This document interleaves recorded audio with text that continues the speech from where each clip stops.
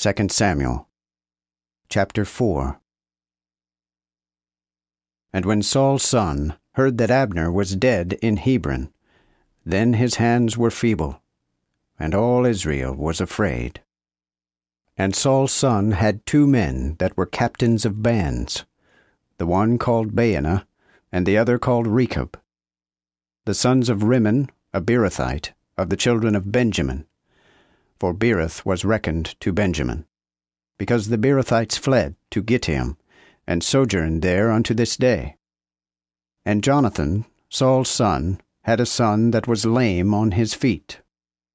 He was 5 years old when the tidings came of Saul and Jonathan out of Israel. Then his nurse took him, and fled away. And as she made haste to flee, the child fell, and began to halt. And his name was Mephibosheth. And the sons of Rimmon the Beerothite, Rechab and Baanah, went and came in the heat of the day to the house of Ishbosheth, who slept on a bed at noon. And behold, Rechab and Baanah his brother came into the midst of the house, as they would have wheat, and they smote him under the 5th rib, and fled.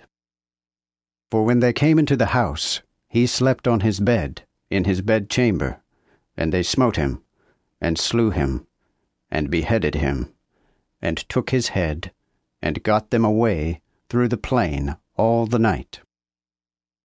And they brought the head of Ishbosheth unto David to Hebron, and said to the king, Behold, the head of Ishbosheth, Saul's son, thine enemy, who sought after thy life, and the Lord hath avenged my lord the king this day of Saul, and of his seed.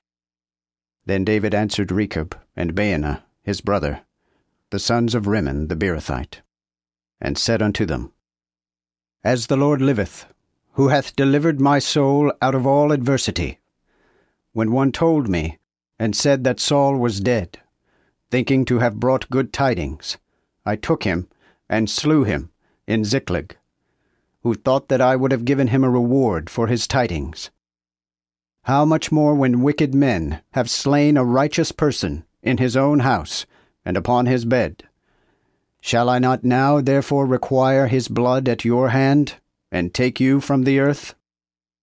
Then David commanded his young men, and they slew him, and cut off their hands and their feet, and hanged them up over the pool in Hebron. But they took the head of Ishbosheth, and buried it in the sepulchre of Abner in Hebron.